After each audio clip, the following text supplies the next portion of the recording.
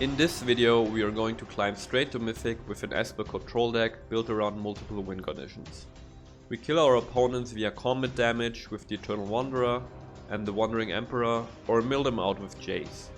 On top of that, we take away our opponent's win conditions by playing Koto's the Silent Spider. All of this gives us a fantastic 70% win rate in Diamond rank. For a full deck tech, you can skip to the Decktech chapter at the end of the video. Hope you enjoyed today's games, and I see you guys soon.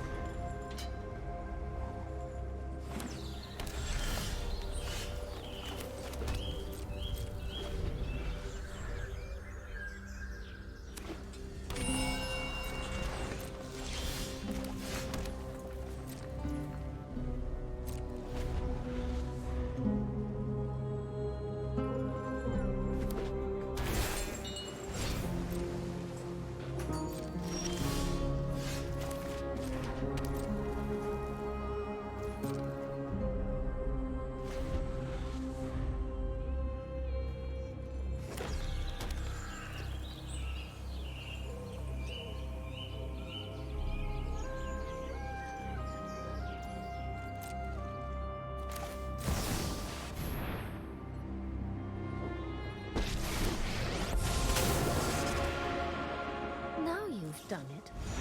That's coming off.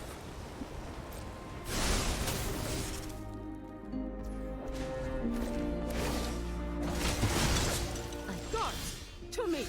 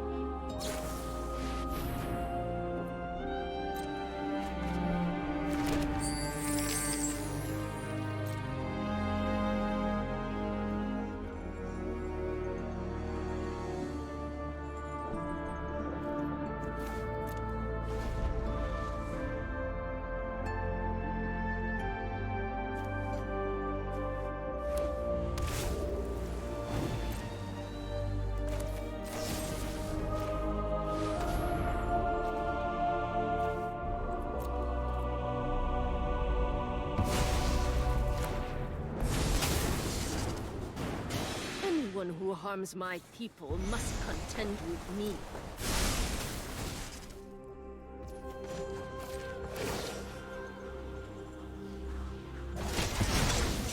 May your blade strike true.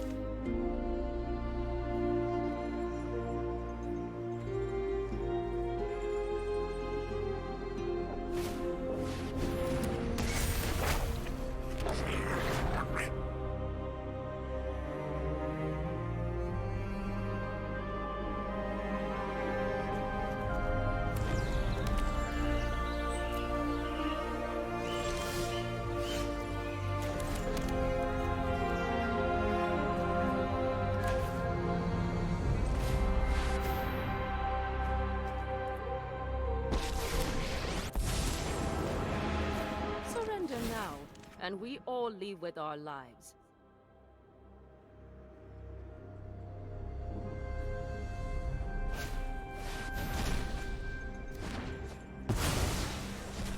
I bought us some time.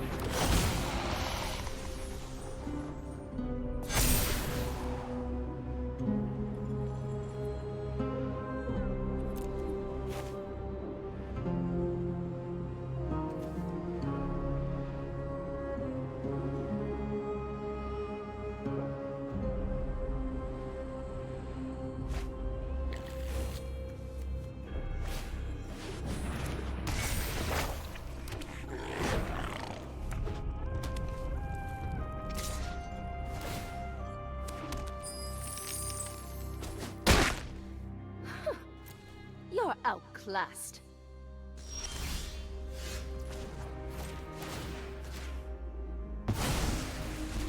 I'll handle this one.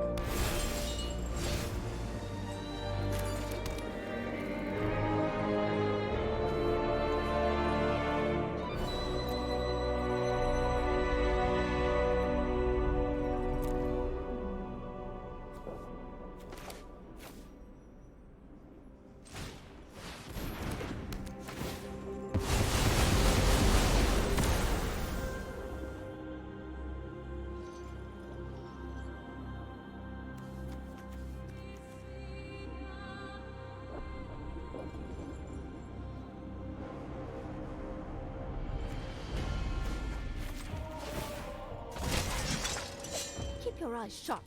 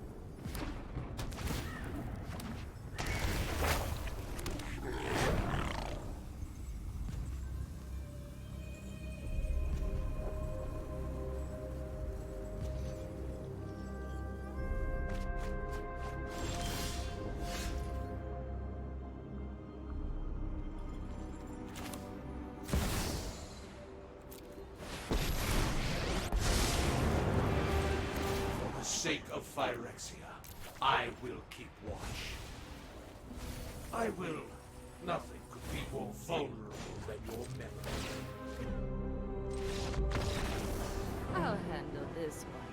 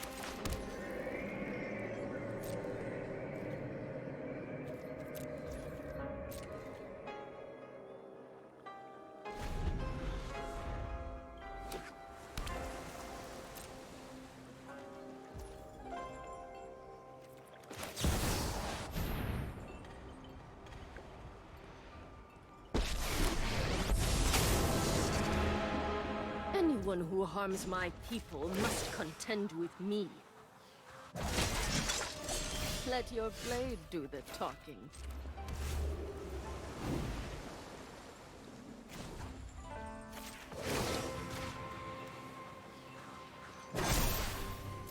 Remember your training.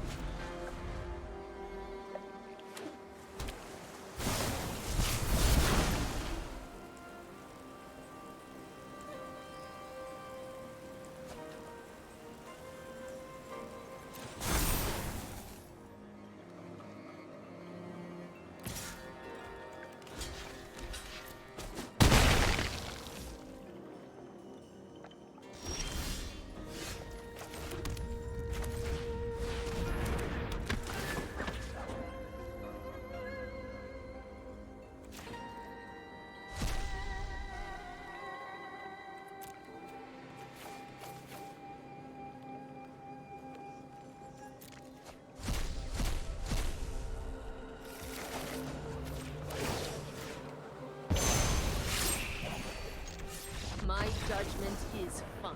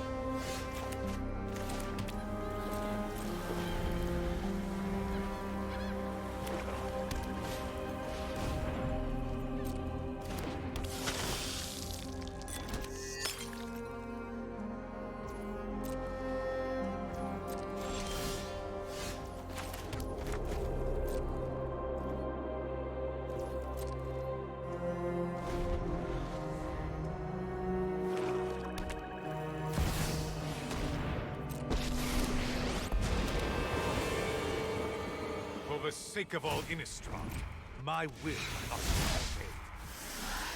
I bring my own army.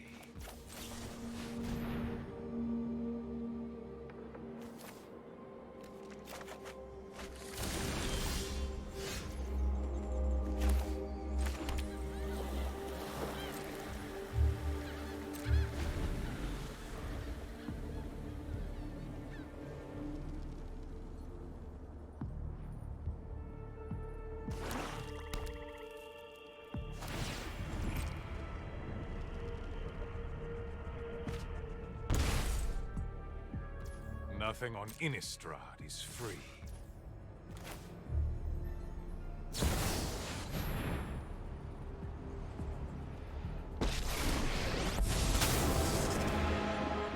I'm not overconfident. You're just underwhelming.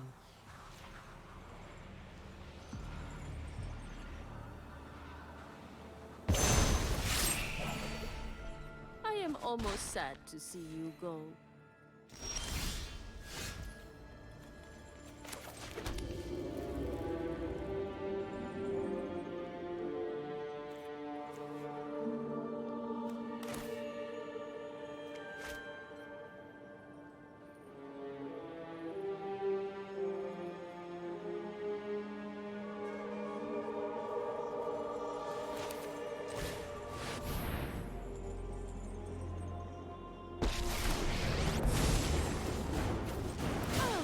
Up this mess.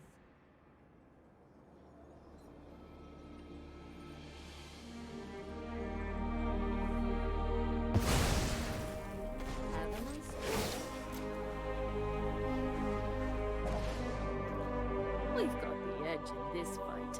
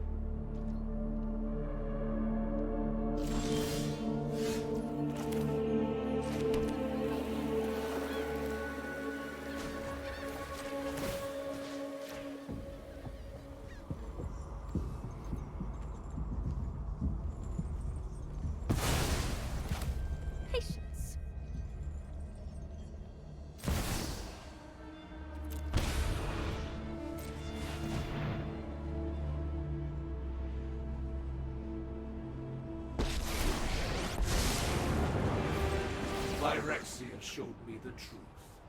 Flesh will always lose. No secret escapes my grasp.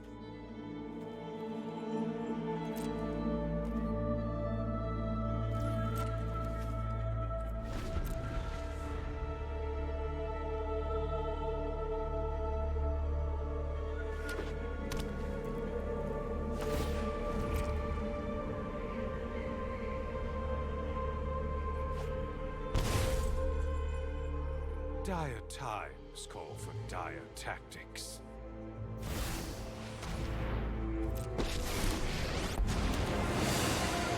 When I win, you're telling me what you know about the Raven Man.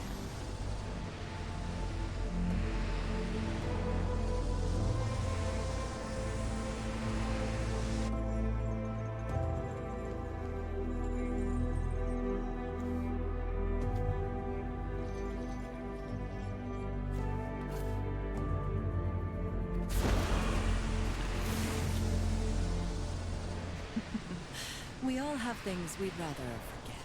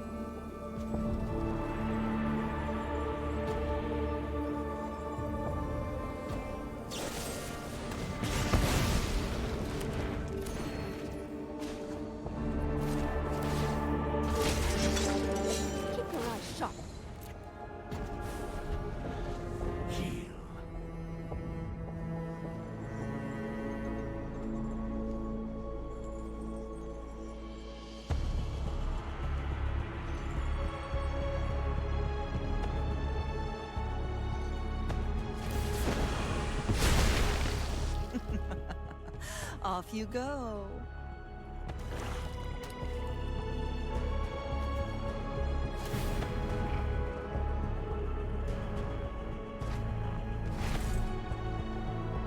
Blood for knowledge. A fair trade.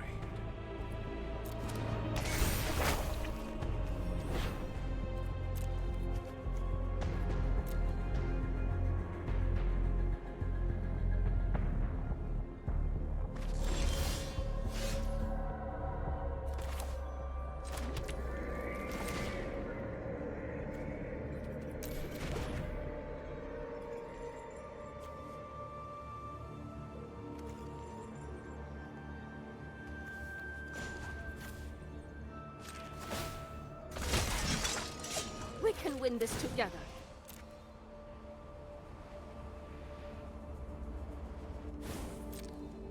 Organic minds are easily quelled.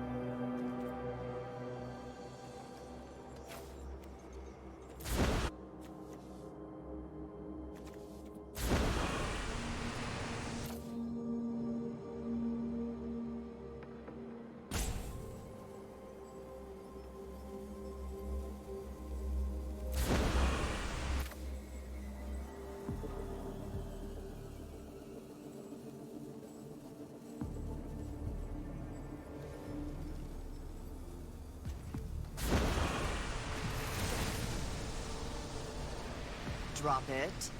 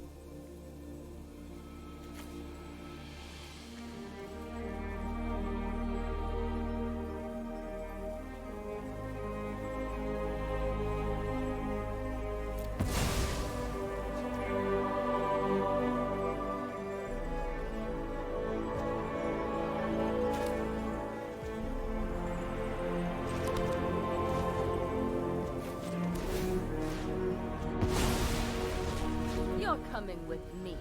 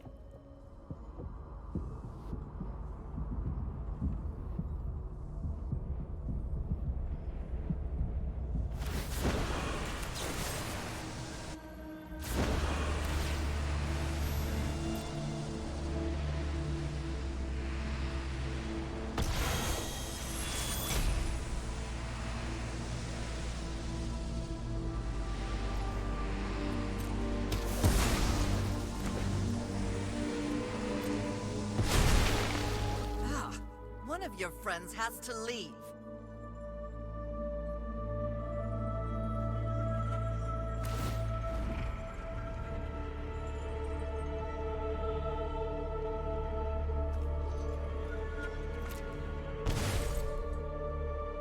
Nothing on Innistrad is free.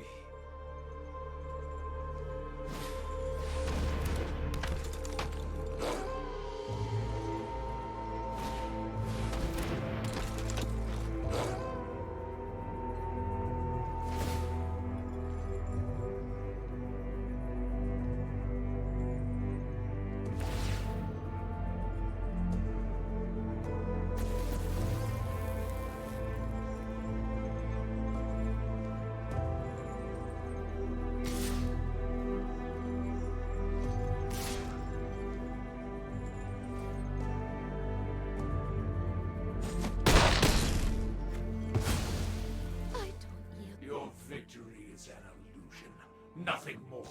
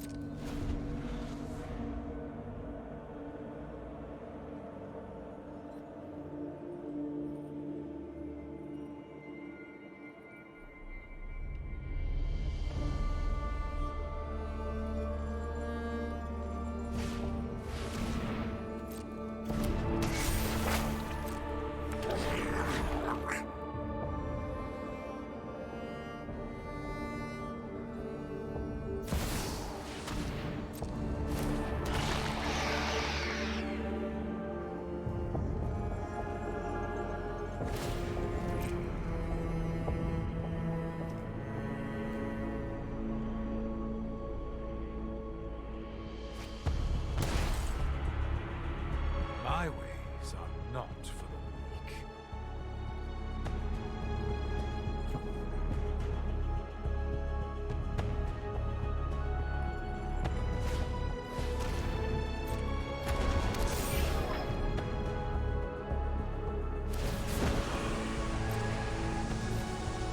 I'm tired of your secrets.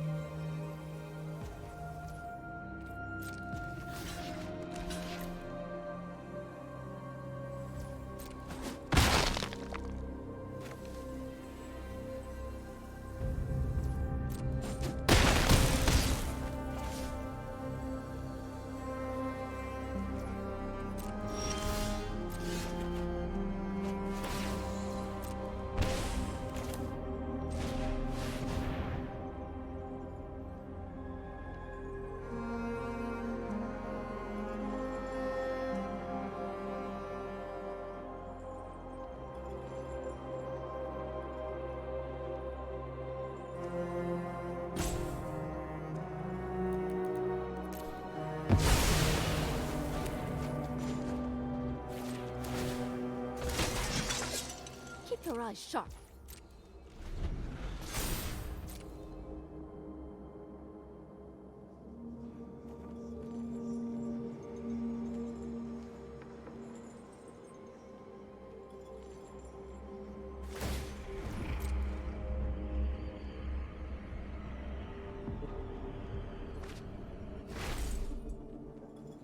Dire times call for dire tactics.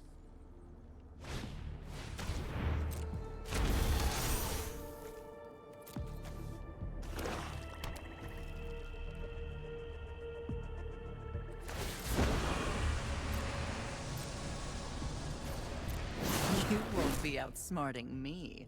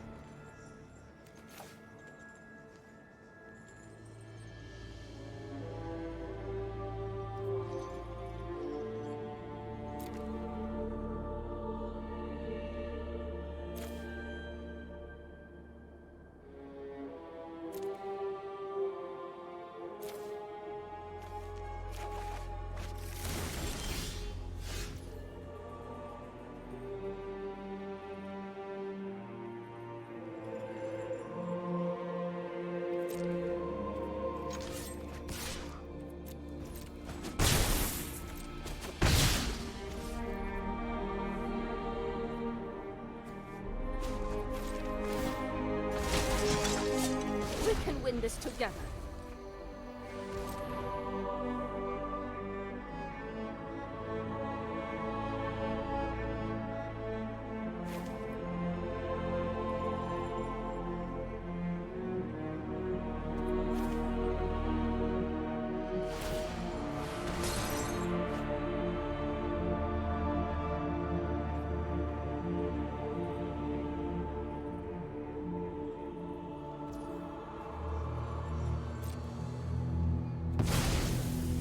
Fine. I know when I'm not wanted.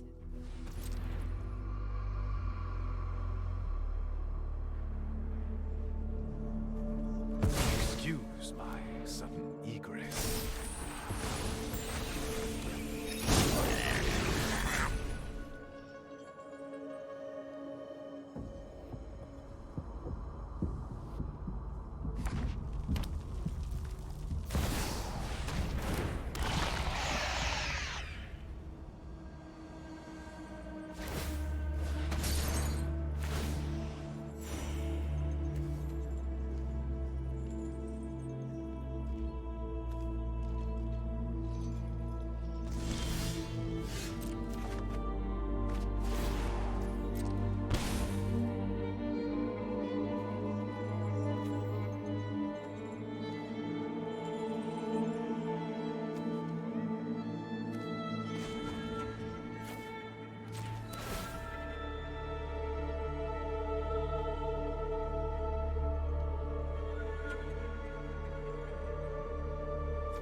Kneel before the Emperor of Kamigawa.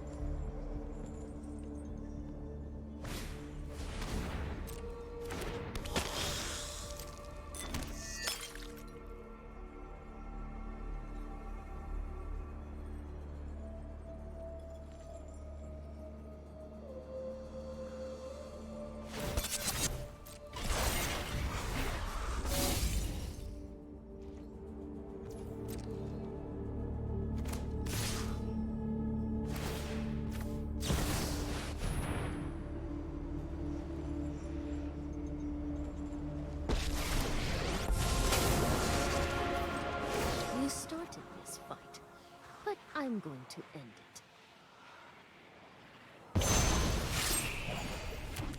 This is what you get for hurting my people.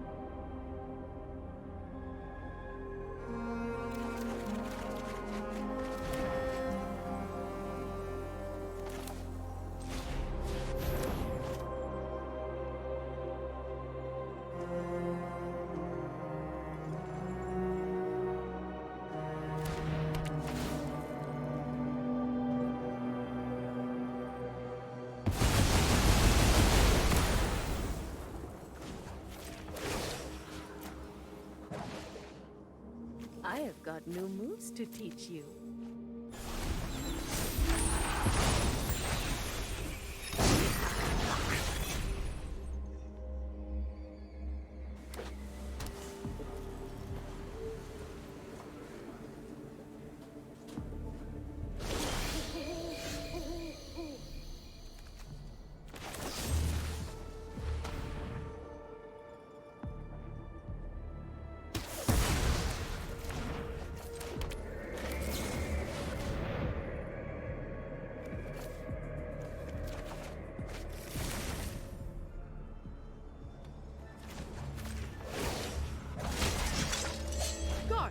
To me!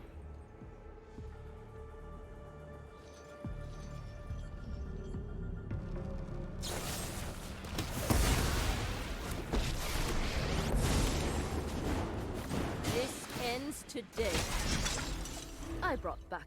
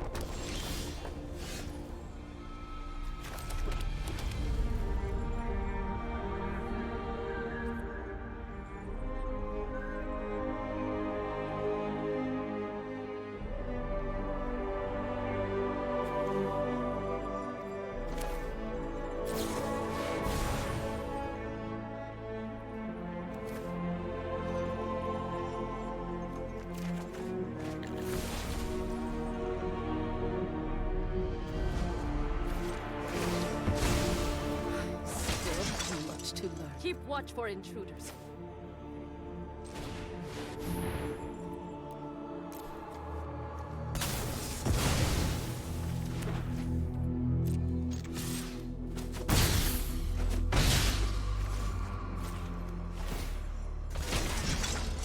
We can win this together.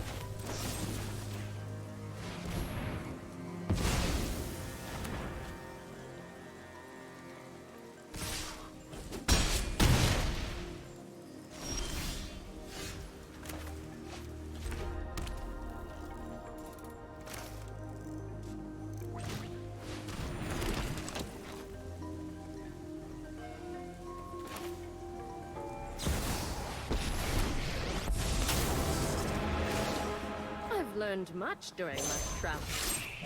Let me show my judgment is final.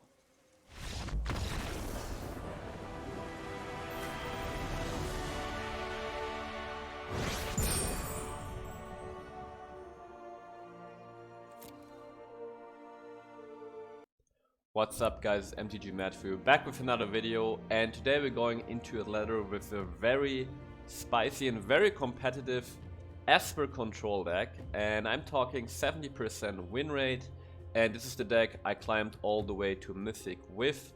Very competitive deck, very fun to play, and certainly a different kind of Esper look or Esper control deck than you would usually see, right? We don't run stuff like Invoke Despair, for example. So this deck is a little bit different. And I call this deck multi-Esper because the idea of this deck is we play an Esper control deck which has multiple ways of winning in the game, right? More or less we have two ways of winning in the game. One is simply combat damage, and the other one is milling opponents out with Jace the Perfected Mind. So let's go through this deck one by one and just see what it's all about and talk about the specifics of it. So we started at the low end with 4 copies of Cutdown against all types of aggro decks. Although I have to say that in higher diamond I didn't really face that many aggro decks anymore. You have like the Venerated Rot Priest decks, but really mono red really disappears when you get into higher diamond for some reason. But anyway, 4 copies of Cutdown, fantastic early removal against aggressive decks like Soldiers, mono red, and so forth. Then 2 mana we got 4 copies of Sunset Revelry, also fantastic against aggressive decks, gives you life gain, gives you tokens to block, and can also draw your card. And then in 3 mana, we have a card that I've already talked about before, 4 copies of Temporary Lockdown. I've tried this in multiple decks and I really have to say, guys, if you don't play Temporary Lockdown in your white-based control decks, you have to try it out. It's fantastic in the card meta. There's so many tokens running around. It's fantastic against the Venerated Rot Priest deck because they only have permanents with mana value 2 or less, and it doesn't target, so it doesn't trigger the Rot Priest. As I said, fantastic against tokens, you know, tokens generated from Planeswalkers or blood tokens or treasure tokens. And then against aggressive decks, obviously aggressive decks have a very low curve, so you hit us a lot of stuff there too. And it's also, you should know that against a deck where it's really effective against, right, against aggressive decks, they usually don't have enchantment removal. So there's that fantastic card and gives you really a turn 3 board wipe. That's good until late in the game, which is usually not something that you find. That 3 mana we got the premium removal that you can have in Esper, which is 3 copies of Voidrant, instant speed, destroy target non-permanent, and its spell can be countered. Really good in any type of matchup. You can destroy anything, and against control matchups this can be countered. Also relevant against ward abilities because you don't have to play the ward cost anymore because the Voidrant can be countered. And it's just our answer to all kinds of threats, Planeswalkers, enchantments, you name it. And then at 4 mana we're starting to get into the threats, right? We buy 3 copies of the Wandering Emperor, tried and tested. This is one way where how we win the game via combat damage by making those Vigilant Samurais. But obviously at 4 mana she can also exile a creature and make it so that you stabilize against aggressive decks. And then we have 2 copies of Jace the Perfected Mind. Jace is in here to give us an alternative win condition. If we can grind our opponent down with combat damage, for example in a control versus control matchup, the games go really long, which means that you will eventually really need just 2 activations from Jace to mill your opponent out.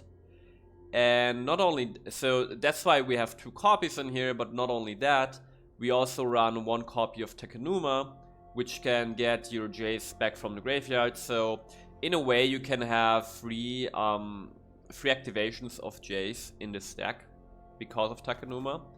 And Jace is our alternative win condition and works fantastically. And Jace is also just good against some creature-based decks, right? You can play it on free. If your opponent doesn't have anything on the board, you mill your opponent for free, you just draw a card.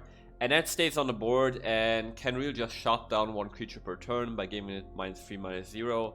So, very versatile card, and for me, Jace is already a card that has proven itself to be a very good card. Allows for interesting control decks, right? It's just a cool card overall. Really like it. Then we have 4 copies of Memory Deluge at 4 mana as our main source of card draw. And let me come back to this card by talking about the next card, which is by invitation only, which we run 2 copies of. Which is a 5 mana sorcery, you basically never see it. It says choose a number between 0 and 13, each player sacrifices that many creatures. I have this card in here for 2 reasons over other board wipes. The first reason is your opponent sacrifices the creatures, which means this gets around indestructible, which is kind of relevant in the current meta, right? You sometimes have these mono deck token decks, and mono deck can make himself indestructible with the activated ability. This gets around that, and then you have, you know, the Tameo safekeepings of the world, right? The instant speed 1 mana spells that make creatures indestructible, Lawrence Escape, and so forth. This all invitation by invitation only all gets around those things. The second reason this is in here as our like big creature board wipe is for reasons of curving out, right? If you look at our deck, at 1 and 2 mana we can really deal with small stuff with cut down, we have revelries to stall out the board state. Then at 3 mana we can play a temporary lockdown to really slow opponent down. And then 4 mana, at 4 mana we want to play the Wandering Emperor, or we want to Memory Deluge, and very rarely we might want to Jace, right? The point is, at 4 mana, because we have the temporary lockdown and these early ways of dealing with threats, at 4 mana we don't really want to play a board wipe like Depopulate. So instead we move the like big creature board wipe to 5 and get by invitation only, right? Which is just a better Depopulate, your opponent doesn't draw cards, and the creatures get sacrificed. So I'm really happy with how this works out. It feels really smooth how the deck develops in Curve by like moving your big board wipe from Depopulate at 4 mana to by invitation only at 5 mana, instead having already a smaller board wipe with temporary lockdown at 3 mana. Then we have another spice in the deck, which makes this deck stand out from other Esper control decks. We run 3 copies of Kotos the Silent Spider. For those of you who have never seen this card, it's a 5 mana 4/4 from Kamigawa New Dynasty. And when it enters the battlefield, you choose a card in your opponent's graveyard that's not a basic land. And you search your opponent's graveyard, library, and hand for copies of those cards and exile all of them. And then as long as you control Kotos, you can play one of those cards and spend any mana to do this. This is basically a Stone Brain effect, right? It deletes a certain card from your opponent's deck. But not only that, you get to play a copy of one of those cards. And a big difference to the Stone Brain effect is if your opponent has copies of those cards in their hand, when they get exiled, they don't get to redraw and replace that card. So this can kind of, catch your opponent off guard by deleting cards from their hand and their deck and their graveyard. And Kodos is just fantastic, right? To delete key pieces from your opponent, get rid of those Invoke Despairs, those Shield Reds, and if your Kodos lives, you get to play one of those cards, so it's even gives you some card advantage. And you develop a 4/4 on the board, which is relevant. And the cool thing about Kotos is that at 6 mana we also run 3 copies of the Eternal Wanderer, and this is the deck where the Eternal Wanderer really convinced me. Before I was a little skeptical about this Planeswalker, but this Planeswalker is extremely flexible. It can do so many different things. So let's take a deep dive. So 6 mana for 5 loyalty. No more than 1 creature can attack the Eternal Wanderer each combat. which means as long as you have a blocker, you can protect the Eternal Wanderer from any amount of creatures, right? Which is really cool. That being said, Eternal Wanderer makes creatures herself with the 0 ability, makes a 2/2 double striker. Another way of winning the game with combat damage. And you know, it makes a blocker for the Eternal Wanderer itself. Then we have the +1, where we can exile up to 1 target artifact a creature and return it to the battlefield under its owner's control at the beginning of that player's next end step. And the +1 is especially versatile. We just talked about Kotos, right? So you can +1 Kotos and exile multiple cards from your opponent's graveyard, hand, and library with just 1 copy of Kotos, which is just a fantastic interaction. So that's a big benefit of running Kotos. But then also the +1 kills any tokens. That just straight up exiles those tokens, they don't come back.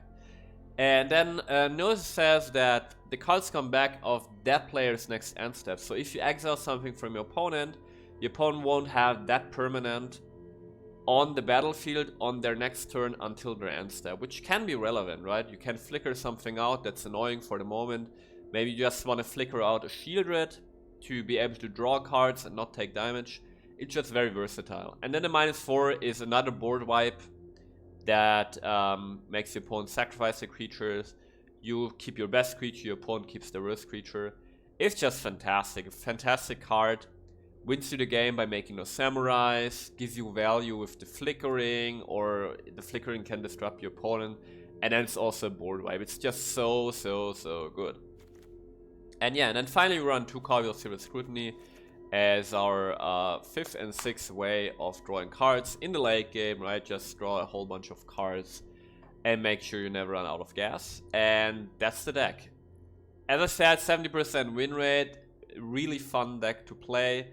An actual Esper control deck, no mid-range, no refine, no nothing. So hope you guys enjoyed today's video, and I see you guys soon.